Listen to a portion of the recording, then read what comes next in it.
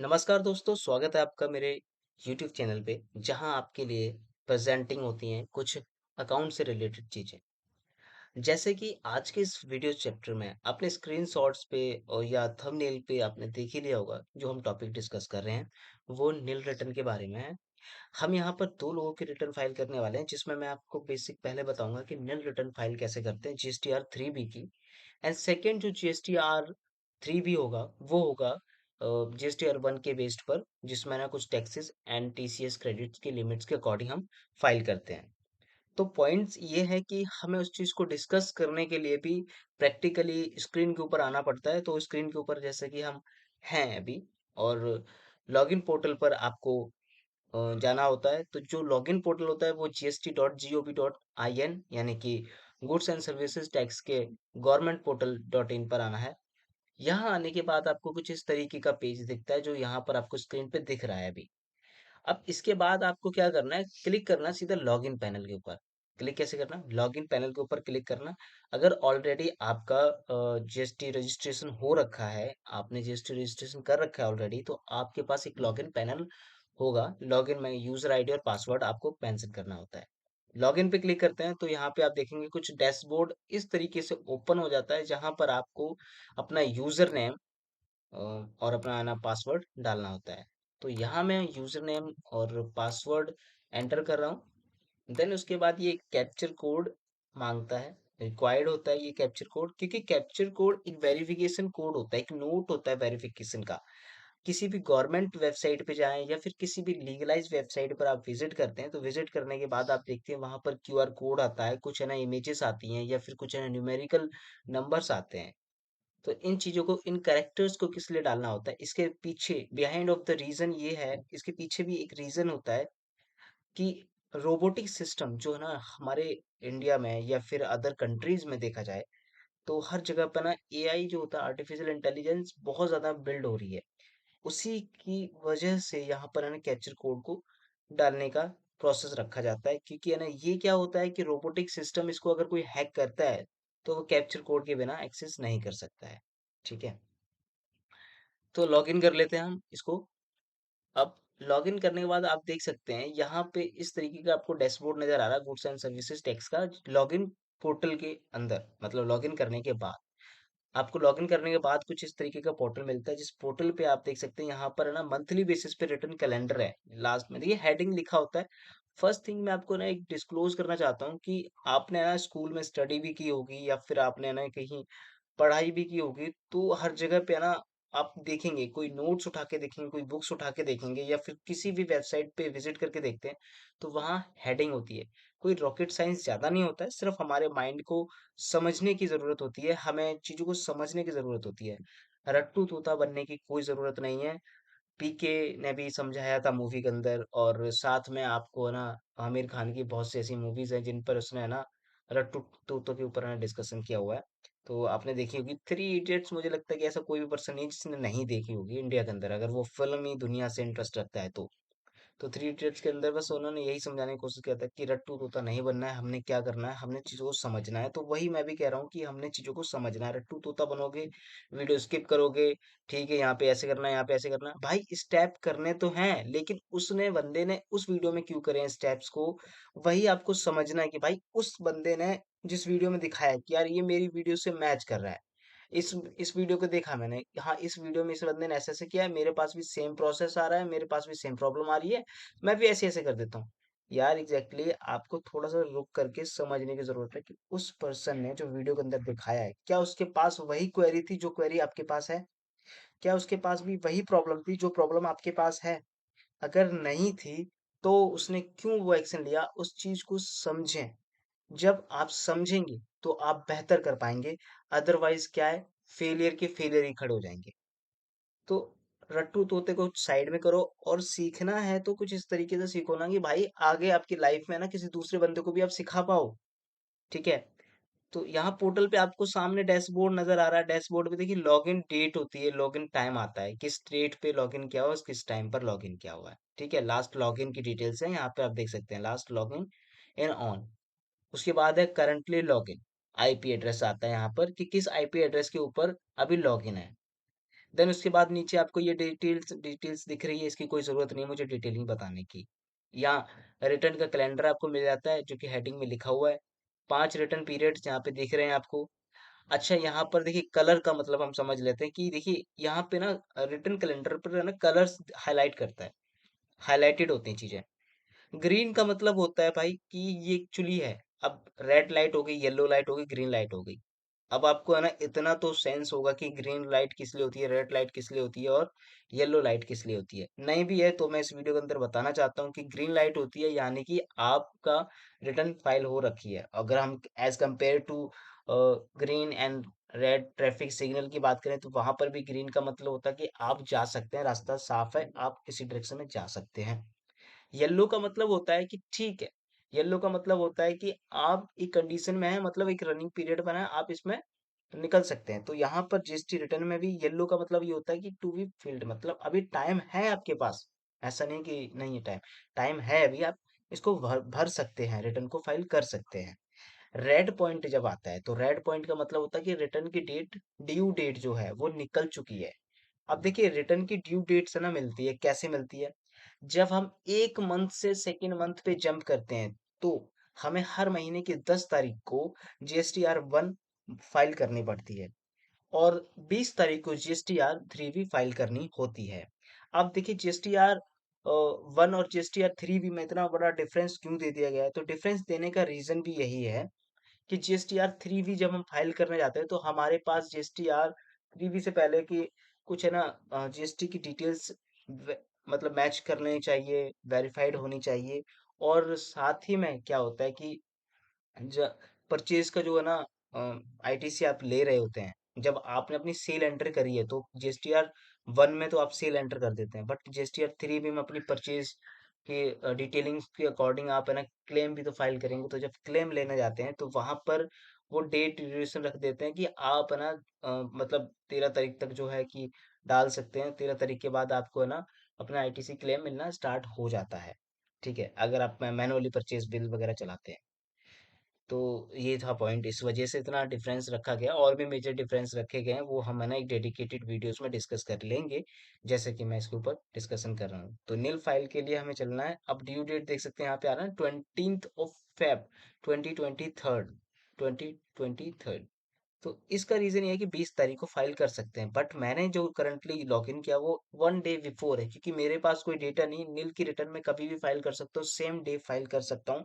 10 तारीख को GSTR 1 के साथ में GSTR 3 भी फाइल कर सकता हूँ, कोई प्रॉब्लम नहीं, क्योंकि आपके पास कोई डेटा है ही नहीं। जब डेटा है ही नहीं तो गवर्नमेंट को आपको कोई वेरिफिकेशन या है ना डिस्क्रिप्शन ब्रीफली बताने की कोई जरूरत ही नहीं है। आपको सीधा सिंपल सा बोलना कि नहीं है मेरे पास कोई भी डेटा, कोई सेल परचेज नहीं है, तो उस महीने में आप सेम डेट पर ही GST 1 और 3 भी दोनों फाइल कर सकते हैं। अदरवाइज क्या है कि टाइम पीरियड्स के अकॉर्डिंग आप कर सकते हैं, कोई इसमें डाउट वाली बात नहीं है। सिंपल सा क्लिक इस पे करना है। ठीक है, सिंपल से क्लिक करना है आपने। जैसे ही आप क्लिक करते हैं तो इसके डैशबोर्ड पे पहुंच जाते हैं। अब डैशबोर्ड पे पहुंचने के लिए क्लिक कहाँ पे करना है? देखा, वीडियो को देख करके आप चकित रह गए ना। सिंपल से इसके ऊपर क्लिक नहीं करना है, सिंपल से क्लिक किसके ऊपर करना है वो भी तो समझिए पहले। रिटर्न के डैशबोर्ड पे आप क्लिक कर सकते हैं। अगर आपके पास ये वाला पैनल नहीं ओपन होकर के आ रहा है तो आप कंटिन्यू टू डैशबोर्ड के ऊपर जैसे क्लिक करते हैं तो ये एक नया डैशबोर्ड आपके सामने आता है। अब इस डैशबोर्ड में क्या दिखता है? यहाँ पर देखिए इलेक्ट्रॉनिक लायबिलिटी यानी कि रिटर्न्स रिलेटेड डिटेल्स आती है। अब कैश लेजर और credit credit ledger, cash letter मतलब कैश लेजर क्या है, क्रेडिट लेजर क्या है? क्रेडिट लेजर और कैश लेजर में दो मेजर फर्क होते हैं। देखिए, अगर आपके पास कैश लेजर है, मतलब कैश बैलेंस है, कैश लेजर बैलेंस है, तो आपके ऊपर कोई पेनल्टी लगी हुई है या आपको है ना जीएसटी में टैक्स बन रहा है जो इसे भरना है, तो वो कैश लेजर से माइनस हो जाता है। वही केस होता है क्रेडिट लेजर में भी। अब क्रेडिट लेजर और कैश लेजर के दो फर्क हैं। पहला फर्क ये है कि क्रेडिट लेजर हमें कैसे मिलता है, हमारे टीसीएस इनपुट से हमें क्रेडिट लेजर मिलता है, क्रेडिट मिलता है टीसीएस से। जो हम परचेज कर रहे हैं, जो भी हम परचेज कर रहे हैं उसका इनपुट हमें मिलता है। तो जीएसटी में जब हम इनपुट लेते हैं तो वो क्रेडिट होता है, इट मीन्स कि क्रेडिट लेजर्स में शो होता है। अब कैश लेजर क्या होता है कि हमने परचेज तो लोकल करी है, बट हम फाइल क्या कर रहे हैं, हम जब फाइल कर रहे हैं तो उसको ना टैक्स भर रहे हैं, तो किससे भर रहे हैं? कैश लेजर से भर रहे हैं। ठीक है, जब परचेज आप लोकल कर रहे हैं और उसको ना आप दिखाना है कि भाई हमने परचेज लोकल करी है, हमारे पास कोई इनपुट नहीं आ रहा, बट आप उस इनपुट को फिर भी एंट्री करवा रहे हैं कि हमने अकॉर्डिंग टू दिस वच this amount as per the terms of an government goods and services tax, we have to file this GSTR 1 and GSTR 3 as to compare that cash credit lesser, same things रहती है। तो इनके according आपको measurement मिल जाती है। अब क्योंकि हम यहाँ पर नील की रिटर्न फाइल कर रहे हैं तो आपको कोई डेटा यहाँ पर नहीं दिखेगा, क्योंकि इनकी नील की रिटर्न ही फाइल हो रही है, अभी तक कोई डेटा आया ही नहीं है। अब उसके लिए फाइल करने के लिए आप फाइल रिटर्न्स पे जा सकते हैं। देखिए यहाँ पर है ना, पोर्टल की खास बात क्या दी गई है, सबसे पहली बात यहाँ पर आपको हर जगह पर है ना सैचुरेटेड चीजें मिल जाती हैं। लाइक कोई भी बटन आपको देखना है तो रिटर्न फाइल्स के ऊपर सबसे ज्यादा फोकस रखा गया है, इस वजह से इनको है ना, इन्होंने हर जगह पे ये बटन्स प्रोवाइड की गई हैं। आप फाइल रिटर्न पे क्लिक करके डायरेक्ट जा सकते हैं। आपने रिटर्न फाइल कर दिया लेकिन आपका टैक्स पे नहीं हुआ है तो पे टैक्स के ऊपर क्लिक कर सकते हैं, ठीक है। उसके बाद सर्विसेज पे जाकर के आप है ना रिटर्न्स पे जाकर के देन उसके बाद आप क्या कर सकते हैं, सॉरी, रिटर्न्स पे जाकर के उसके बाद आप यहाँ से रिटर्न डैशबोर्ड पे भी जा सकते हैं, ठीक है। टीडीएस एंड टीसीएस इस पे क्रेडिट रिसीव पे क्लिक कर सकते हैं और ट्रैक कर सकते हैं रिटर्न स्टेटस को, ठीक है। रिटर्न डैशबोर्ड पे क्लिक करके रिटर्न डैशबोर्ड पे पहुंच सकते हैं। अब रिटर्न डैशबोर्ड पे जैसे हम क्लिक करते हैं तो रिटर्न डैशबोर्ड, ये वाला डैशबोर्ड नहीं आएगा, मैं दिखाता हूँ। अब देखेंगे स्क्रीन के ऊपर ये वाला रिटर्न डैशबोर्ड आ जाता है। तो इस वाले रिटर्न डैशबोर्ड पे आपको सिलेक्ट करना पड़ता है फाइनेंशियल ईयर कौन सा है। देखिए फाइनेंशियल ईयर करंट में ही फाइल करें तो करंट में ही फाइल करेंगे ना। ऐसा तो है नहीं कि आपने 10 साल से फाइल ही नहीं करी है तो भाई वो निकल के आएगा, क्योंकि जीएसटी को भी 10 साल नहीं हुए अभी तो, ठीक है। तो ये हुआ है। अब इसके बाद हमें क्वार्टर सेलेक्ट करना है। देखिए अगर आपका जीएसटी रेगुलर बेसिस पे है तो आपको हर महीने फाइल करना है। अगर आपका क्वार्टरली बेसिस पे है तो आपको क्वार्टरली फाइल करना है। ये सिंपल सा फड्डा है।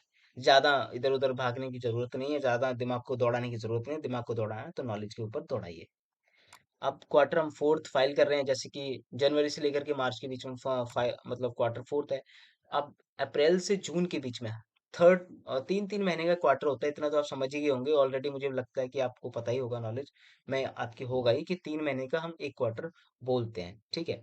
और सेमेस्टर किसको बोलते हैं, अगर आपने स्टडी करी है तो ठीक है भाई, सेमेस्टर किसको बोलते हैं प्लीज कमेंट करके जरूर बताइएगा अगर सेमेस्टर पता हो कि किस कितने महीने के चीजों को सेमेस्टर बोलते हैं। तो अभी हम क्या करें, क्वार्टर फोर को फाइल करते हैं। क्वार्टर फोर को फाइल करते हैं, यहाँ पे सिलेक्ट करना है जनवरी, क्योंकि हम जनवरी की रिटर्न फाइल कर रहे हैं। तो सर्च पे जाना है और आप यहाँ पे देख सकते हैं कि जीएस डिटेल्स इस तरीके से बॉक्स ओपन होकर आ रहा है। अब देखिए यहाँ पर क्या है, डिटेलिंग आपको एक बेसिक मॉड्यूल मेरी वीडियोस के अंदर मिलेगा। मैं बहुत ही जल्दी एक बेसिक मॉड्यूल बना रहा हूँ और एक एक सीरीज भी लेकर के आ रहा हूँ, जिस सीरीज में ना हम डिस्कस करेंगे जीएसटी को फाइल कैसे करते हैं। जीएसटी के बारे में सबसे पहले समझेंगे, उसके बेसिक मॉड्यूल्स को समझेंगे, उसके बाद हम इसकी फाइलिंग डिटेल्स को समझेंगे, उसके बाद हम इस पे है ना प्रैक्टिकली प्रैक्टिस भी करेंगे। और एक प्रैक्टिशनर को जीएसटी में अपना रजिस्ट्रेशन कैसे करवाना है वो भी हम वीडियो में डिस्कस करेंगे। चलिए, तो ये तो अपकमिंग सीरीज है जो कि मैं बहुत जल्द लेकर के आ रहा हूँ। कुछ है ना टाइम लग रहा है, बट हाँ एक ऐसा अ, इस तरीके से सिलेबस ताकि आपको बेटर अंडरस्टैंड हो पाए, लेस देन टू मार्केट। अभी देख सकते हैं तो डिटेलिंग यहाँ पर दिख रहा है कि जीएसटीआर 1 है। ओके, देन इसके बाद है 2A एंड 2B दिख रहा है। तो जीएसटीआर 2B में क्या मिलता है और जीएसटीआर 2A में क्या मिलता है। ऑटो डिटेलिंग ड्राफ्टिंग होती है, जब है ना आप है ना 2A पे क्लिक करते हैं तो वॉच कर लेते हैं कि आपकी डिटेलिंग क्या जा रही है। क्वार्टर थर्ड क्वार्टर की डिटेल्स आपको जीएसटीआर 2A में मिलती है। जीएसटीआर 2B जो होती है वो हर महीने की 13 तारीख को जनरेट होती है, जिसमें आपको ना अपने सेल जब आप मतलब जीएसटीआर 1 फाइल कर देते हो जिसमें सेल का डेटा जाता है, तो सेल अलग अलग तरीके की होती है।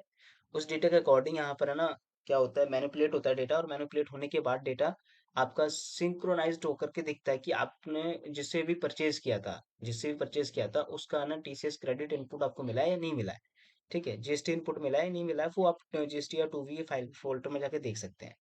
ओके, अभी हमें क्या करना है, ये देखना है कि हम जीएसटीआर 3B की फाइल कर रहे हैं तो किस फाइल कर रहे हैं, महीने की नील की रिटर्न फाइल कर रहे हैं। तो सिंपल से करना है क्या, देखिए प्रीपेड ऑनलाइन प्रीपेड ऑफलाइन, अभी हम सिर्फ हम बेसिक मॉड्यूल के बारे में डिस्कस कर रहे हैं जिसमें हम ऑनलाइन ही सारा प्रोसेस समझेंगे। उसके बाद हम समझेंगे ऑफलाइन। ऑफलाइन के ऊपर भी मैं है ना वीडियो बनाने वाला हूँ, उसके ऊपर आपको है ना आपका जो भी यूटिलिटी है वो कैसे डाउनलोड करनी है आपको, और उस यूटिलिटीज का यूटिलाइज कैसे करना है, वो सारी चीजें वीडियो में डिस्कस करेंगे। जो लोग जिनके पास डेटा इतना ज्यादा है कि वो ऑनलाइन फिल नहीं कर सकते हैं, उस कंडीशन पर आपको है ना ऑफलाइन करना पड़ता है। क्योंकि देखिए आपने एक तरफ एक्सेल में मेंटेन करेंगे तो एक्सेल में डेटा को मेंटेन करते करते आपके है ना सुबह से शाम हो गई है। अब उसके बाद आप है ना ऑनलाइन पोर्टल पे जाएंगे, तो पोर्टल पे ऑनलाइन जाकर के आप इतना ज्यादा डेटा, लॉन्ग डेटा नहीं डाल सकते ना। जब 2000 3000 एंट्रीज हैं आपका, तो आप उसको है ना ऑनलाइन कैसे डालेंगे? उसके लिए उस कंडीशन पे आपको ऑफलाइन डालना होता है। अभी हम समझ रहे हैं ऑनलाइन के लिए, तो ऑनलाइन पे ही फोकस रखते हैं, तो प्रीपेड ऑनलाइन पे क्लिक करना होता है। जैसे आप प्रीपेड ऑनलाइन के ऊपर क्लिक करते हैं, तो यहाँ पर कुछ इस तरीके से डिटेलिंग आती है। अब देखिए सबसे पहले ये क्वेरी आस्क करता है कि अगर आपके पास जीएसटीआर 3 वीक के लिए कोई भी वैलिड डेटा है, तो आप इसको क्या कर सकते हैं? देखिए लिखा हुआ है, आपको साफ साफ पढ़ना है, do you want to file nil return? अगर आप फाइल नील करना चाहते हैं, नील की रिटर्न फाइल करना चाहते हैं, तो आपको यस पे क्लिक करना है। अदरवाइज क्या कह रहा है कि अगर GSTR tax period can be filled if you have not made any outward supplies, if you have not receive any inward supply, do not have a liability and particular tax period. ये सभी नील की category को faced करते हैं, ये सभी नील की category को टर्म्स करते हैं। तो इस टर्म्स के अकॉर्डिंग अगर आपके पास कोई भी डेटा नहीं है, आप इसको यस करें सिंपल सा, अदरवाइज आप नो कर करके भी आगे बढ़ते हैं। तो नो करने के बाद आपको डेटा वहां पे फिल करना पड़ता है, लेकिन नो करने की कंडीशन में क्या है कि आप गवर्नमेंट को एक तरीके से क्या दे रहे हैं, एक तरीके से नोटिस दे रहे हैं, जिसकी वजह से आपको जिसकी वजह से आपको प्रॉब्लम भी हो सकती है, क्योंकि गवर्नमेंट है ना इतने ज्यादा है ना जीएसटी के पोर्टल्स पर क्वेरीज को देखता है, क्वेरीज को लर्न कर रहा है, तो आपके बेवजह फालतू के एक्शन की वजह से आप मुसीबत में भी पड़ सकते हैं। तो हमें यस पे टिक करना है और नील रिटर्न को फाइल करने के लिए नेक्स्ट करना है। आप देख सकते हैं यहाँ पर क्या कह रहा है ये, कोई भी टेबल और क्वेरीज नहीं अपडेटेड हो रखे, क्योंकि हम रिटर्न ही नील की फाइल कर रहे हैं, तो इस वजह से ये पॉपअप दिख रहा है। ये टेक्निकली है ना सर्वर का भी प्रॉब्लम हो सकता है, वेबसाइट का भी प्रॉब्लम हो सकता है, वैसे ये नहीं दिखता है। सिलेक्ट आपको करना है जो भी ऑथराइज सिग्नेटरी है। अब अगर ऑथराइज सिग्नेटरी चेंज करना है, तो उसके लिए क्या से चेंज हो सकता है, वो भी अगर आपको चाहिए तो कमेंट कर सकते हैं, मैं वीडियो बना सकता हूँ इसके ऊपर कि हमें ऑथराइज सिग्नेटरी कैसे चेंज करना है, ताकि मान लीजिए आपका पार्टनरशिप का आपका ना जीएसटी है, और आप चाहते हैं कि एक सिंगल पर्सन के ऊपर है ना सिग्नेचरी ऑथराइज्ड लगा हुआ है, उसके पास ही सारी डिटेलिंग जा रही है, आपको चेंज करना है, या वो छोड़ के जा चुका है, उसकी डिटेल्स को हटा करके आपको अपनी डिटेल्स एंटर करनी है, तो उस केस में आप सिग्नेटरी चेंज कर सकते हैं।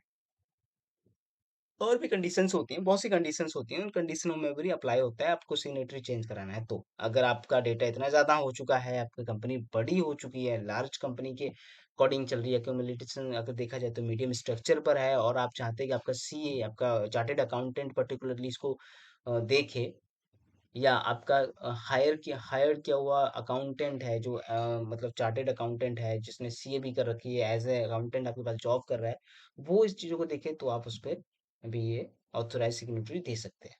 ठीक है। इसके बाद हमें करना क्या है, देखिए दो केस में हमारे पास डीएससी की कोई रिक्वायरमेंट नहीं होती है। जीएसटी अगर आप ले रखा है आपका जीएसटी पोर्टल पर, तो जीएसटी पोर्टल पे दो तरीके की रिक्वायरमेंट में आपको डीएससी की रिक्वायरमेंट नहीं होती है। फर्स्ट प्रोप्राइटरशिप में, सेकंड पार्टनरशिप में। पार्टनरशिप में भी आपको डीएससी की रिक्वायरमेंट नहीं पड़ती है, लेकिन अगर आप एलएलपी लेते हैं, या प्राइवेट लिमिटेड लेते हैं, या लिमिटेड लेते हैं, तो इन तीन कंडीशन पर आपको डिजिटल सिग्नेचर का रिक्वायरमेंट पड़ेगा ही पड़ेगा, डेफिनेटली पड़ेगा। क्यों? क्योंकि वहां पर आपको डीएससी एप्लीकेबल लगाना पड़ता है पार्टनर्स के अकॉर्डिंग। और आप इसमें है ना प्रोपराइटर में भी अपना डीएससी लगा सकते हैं, पार्टनरशिप में भी अपना डीएससी लगा सकते हैं। डिजिटल सिग्नेचर की बात कर रहा हूँ मैं, डीएससी की बात कर रहा हूँ, वो भी लगा सकते हैं। अदरवाइज अगर नहीं लगाना है, आपको नहीं खर्चा पालना है, तो आप डायरेक्ट फाइल विथ ईवीसी के अकॉर्डिंग भी कर सकते हैं। ईवीसी होता है एक इलेक्ट्रॉनिक वेरिफिकेशन कोड, जिसमें आपको मोबाइल पर ओटीपी जाता है, जिस नंबर से आपका रजिस्ट्रेशन हुआ है जीएसटी का, उस नंबर पर, और जिस मेल पर आपका रजिस्ट्रेशन हुआ है, जिस मेल आईडी ने आपने जो भी मेल आईडी आपने जीएसटी की गवर्नमेंट पोर्टल पर रजिस्टर्ड करी है while during of get registration, तो उस कंडीशन पर आपके पास उस मेल पर जाता है। अब जैसे कि मैंने इनका रजिस्ट्रेशन खुद से किया है, तो मैंने इनकी जो मेल आईडी इन्होंने मुझे प्रोवाइड की थी, उस मेल पर ओटीपी और इनके नंबर पर ओटीपी जाता है। तो मैं जैसे ही फाइल विद ईवीसी करता हूँ, तो ओटीपी जा चुका है।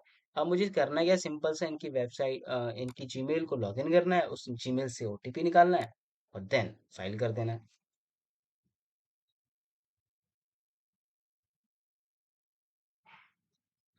इस तरीके से आपको यहाँ मेल रिसीव होता है। मेल रिसीव होने के बाद यहाँ देख सकते हैं return TST OTP electronic verification code, और ये आपको सिंपल कॉपी करना है, देन उसके बाद यहाँ पे आकर के पेस्ट कर देना है। और वेरीफाइड पे जैसे ही आप क्लिक करते हैं तो ये क्या कहता है, इसने सिंपल सिंपल सी भाषा में बोल दिया फाइलिंग सक्सेसफुली। अब इतना तो आप लोग समझते ही होंगे कि फाइलिंग सक्सेसफुली का मतलब क्या होता है। पीरियड भी यहाँ पे डिटेलिंग दे देता है, और यही डिटेलिंग आपको आपके मेल पर भी मिल जाती है। अब अगर इस पे आपको ना कोई पर्टिकुलरली फॉर्म डाउनलोड करना है, या आप भी किसी का जीएसटी फाइल कर रहे हैं उनको, आपको एक फॉर्म भेजना है या आपको एक प्रूफ भेजना है, तो उस प्रूफ के लिए आप यहाँ पे डाउनलोड फाइल GSTR 3B पे क्लिक कर सकते हैं। और जैसे ही आप यहाँ पे क्लिक करते हैं तो ये डाउनलोड हो जाती है। अब यहाँ डाउनलोड होने के बाद देखिए ड्राफ्ट में और फाइल्ड में दो डिफरेंसेस आते हैं। कैसे डिफरेंसेस आते हैं, अगर यहाँ फाइल्ड की जगह पे ड्राफ्ट लिखा होता है, DRAFT लिखा होता है, तो इसका मतलब वो प्रीपेड है लेकिन फाइल नहीं की गई अभी तक। और फाइल्ड लिखा है तो इट मीन्स कि फाइल्ड हो चुकी है, मतलब फाइल हो चुकी है। अब ये देख सकते हैं नील में कुछ नहीं है, तो नील में बिल्कुल जीरो है, सन्नाटा है, इसलिए आपको जीरो जीरो मिलेगा हर चीज में, और नील में कोई प्रॉब्लम नहीं होती है। तो ये तो हमने देख लिया हमारा नील की रिटर्न फाइल करने का तरीका। चलिए ठीक है, हम बैक चलते हैं हम अपने पोर्टल पे, और यहाँ से देख सकते हैं system generated file, system generated queries, इस तरीके से दिखा रहा है। बाकी तो बैक करके एक बार हम चलते हैं डैशबोर्ड के ऊपर, और यहाँ से देखते हैं फरवरी नहीं जनवरी का मंथ है, सर्च पे क्लिक करते हैं Q4 में, और आप यहाँ पे देखेंगे ये फाइल का स्टेटस दिखने लग गया है। अब यहाँ पे व्यू आ रहा है और यहाँ डाउनलोड आ रहा है। पहले यहाँ पर क्या आ रहा था, ऑनलाइन और ऑफलाइन। तो ये था, हमने जीएसटी पे ऑफलाइन, सॉरी ऑनलाइन तरीके से नेल रिटर्न को फाइल करना सीख लिया है। चलिए, अब हम इसको लॉग आउट करते हैं, और इस वीडियो में देखिए वीडियो काफ़ी लंबा हो गया, इस वजह से हमें इसका पार्ट सेकेंड लॉन्च करना पड़ेगा, क्योंकि ज़्यादा लंबा वीडियो भी आप लोगों के लिए भी शायद प्रॉब्लम थोड़ा देता है, क्योंकि लंबी वीडियोस को लोग कोई नहीं देखता, इतना टाइम किसी के पास नहीं है।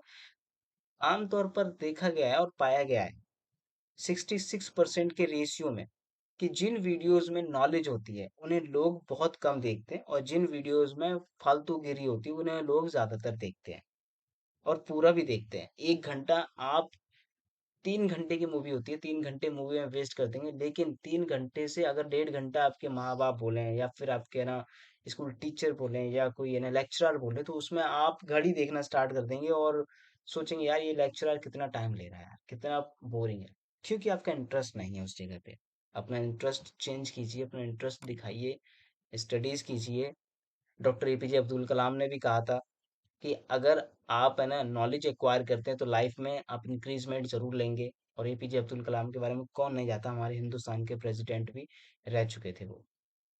तो सिप्रो उनकी वजह से है, स्पेस रिसर्च इंडियन ऑर्गेनाइजेशन, और कंपेयर भी करती है नासा को, कॉम्पिटिट भी करती है नासा को।